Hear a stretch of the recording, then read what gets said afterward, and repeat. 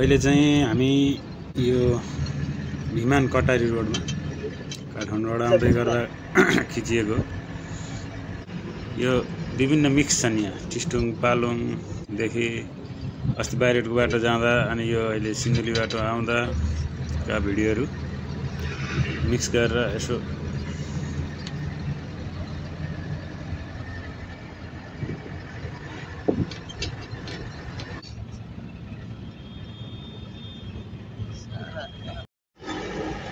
अहिले ठ्याक्कै टिस्टुङ आइपुग्यो। बजार चाहिँ अलि अगाडि छ टिस्टुङ।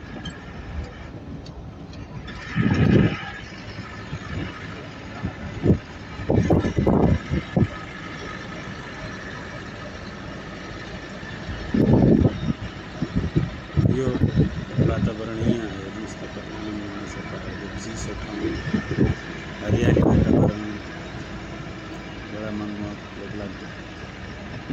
तर यो चाहिँ ठ्याक्कै मुङलिनमा पहिरो भयो टाढा जान नपाएपछि यो बाटो छिर्न पनि हामीले एक दिन भेटाउन बस्नु पर्यो।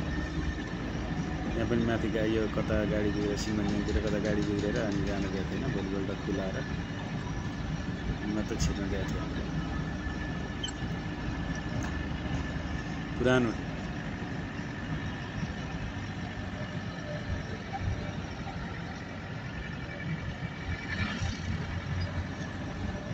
अब 31 किलोमिटर नौबिसे यो गाडीहरू चाहिँ यहाँ आएर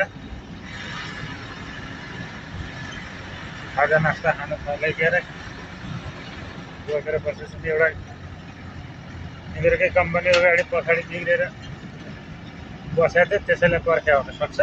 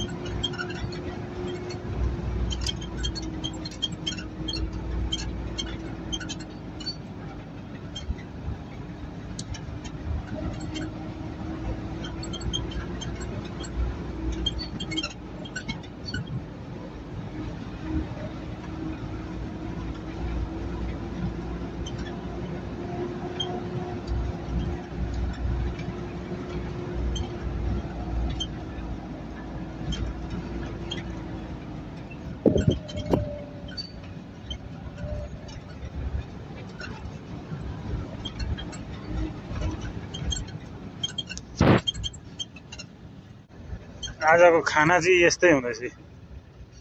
चाउचाउ भुजिया, यही पानी 2-3 बोतल सकिए।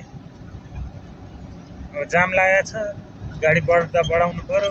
कहीँ खाने ठाउँ त्यस्तो माहौल मिलेको पनि छैन। अब त टाइम अफ भयो। अब 9 बजे निक्लेर केही खाजा खाना अनि गल्छी झरेर अनि त्रिशुली जानु पर्ला। है साथी, यस्तै छ है यात्रा।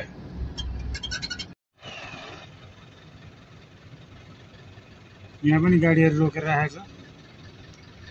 जामुनमा पनि सिमभन्ज्याङमा पनि रोकेको थियो। अब हामी कटेपछि यता छोड्ने होला।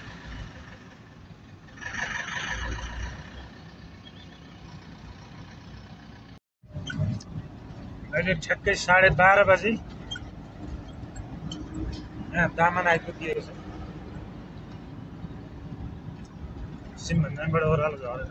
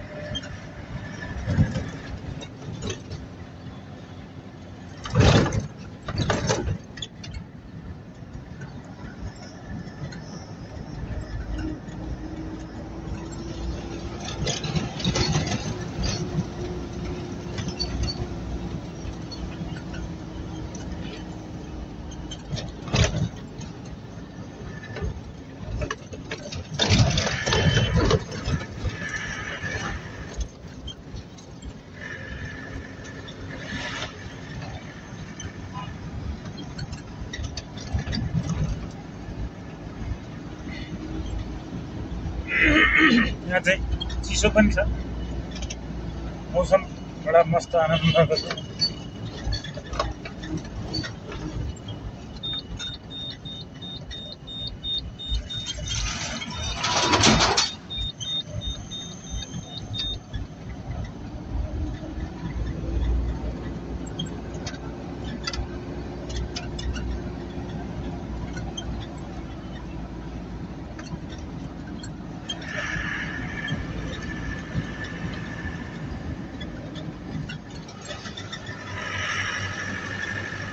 पर्वतीय वनस्पति उद्यान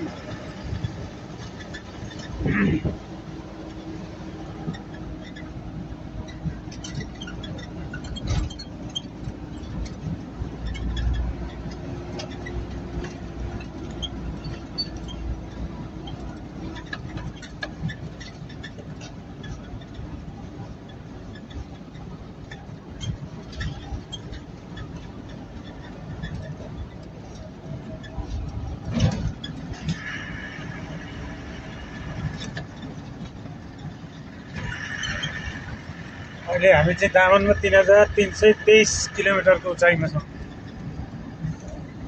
समुद्री सतहबाट।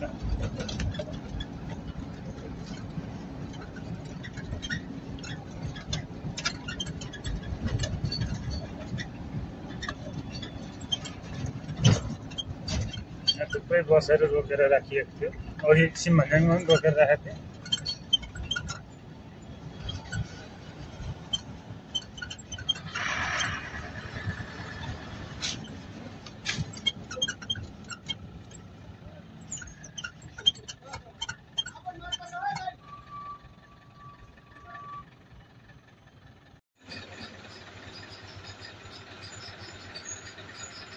यो दामन पुग्न धेरै छैन, अब त 15 किलोमिटर समथिङ होला। कति बज्यो? 10-11 बज्यो। बिहान 6 बजेदेखि लाइन लगाएर हिँडेँ। पछाडि पनि लाइनै छ, पछाडिसम्म सानो बाटो छ, सिङ्गल बाटो छ, ठाउँ ठाउँ साइड पुग्छ। उताबाट फेरि लामो गाडी आयो, 12 चक्के आयो क्या र, त्यही भएर त्यो टर्निङमा ठाउँै पुगिरहेको।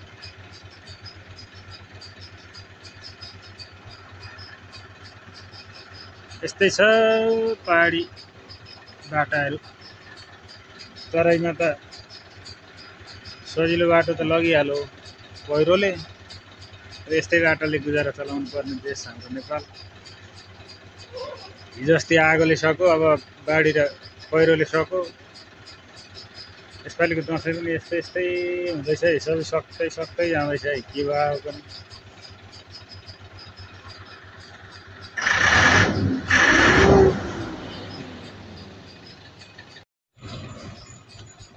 अहिले हामी दामन पुग्न अझै 15-16 किलोमिटर होला। यहाँ जाममा परिरहेको छ, फेरि उताबाट गाडी आयो, बाटो साँघुरो, त्यही भएर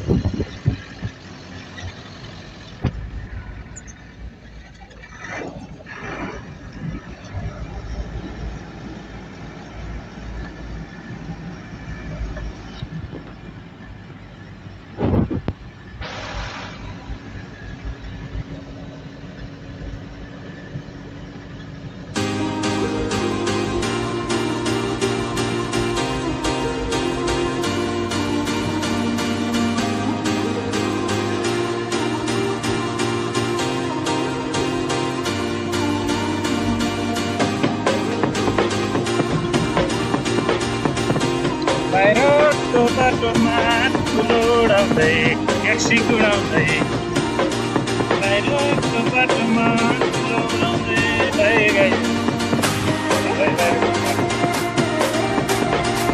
यो कहिलेकाहीँ अवसरले मात्रै हिँड्न पाइन्छ है, पाउनु त पाइन्छ अरू बेला पनि, तर प्रायः यो बाटो हिँडिँदैन। बाध्यताले मात्रै हो, बाटो सानो र हुँदैन जहीँ नै छ अहिले पछाडि अहिलेसम्म चाहिँ सब कुरो लागिँदैछ।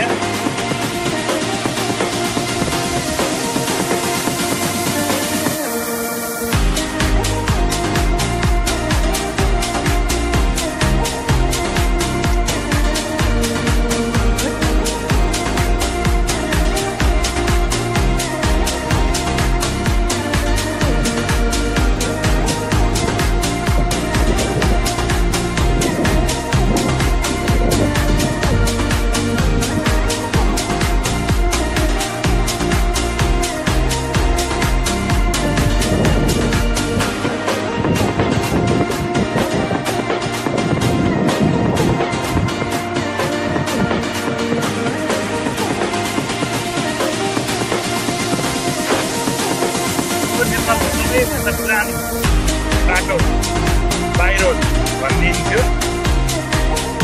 त्रिभुवन राजपथ सानो सिङ्गल बाटो, यहाँ जहाँ पाए त्यहीँ साइड दिने ठाउँ छैन। हिजो यही बाटोमा जाम लागेर गाडीहरू कुनै पनि घोडा थिएन तलबाट। आज दुईवटा गरेर पातलो 20 मिनट 25 मिनटको ग्यापमा यताबाट छोडिरहेछ, सायद उताबाट पनि त्यसै गरेर छोड्यो होला। मुङलिन नारायणघाट बाटोले गर्दा बाहिर घुम्नु परेछ। हिजो आएर लामी डाँडा 14 किलोमिटर छ, हिजो आएर हेटौँडा बसियो, हेटौँडा छोडेन। ठाउँ ठाउँमा पुलिसहरू बसिरहेछन् जाम लाग्छ भनेर। हिजो अस्तिका दिनदेखिको जाम हिजो बल्ल अहिले बिहान बल्ल निकालेर क्लियर गराएर बाटो, त्यसपछि एउटा दुईटा गरेर छोडिरहेछ। यसपालिको दसैँ यस्तै छ है साथी, मारामार पनि छैन, भागाहाट पनि जामले गर्दाखेरि जहाँ गयो उहीँ जाम छ।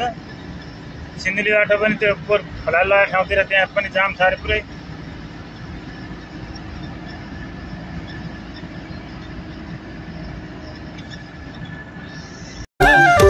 देशको लागि म परेगत बगाउला, जानै बाजी राखी मेरो, जानै बाजी राखी मेरो, यसलाई बचाउला।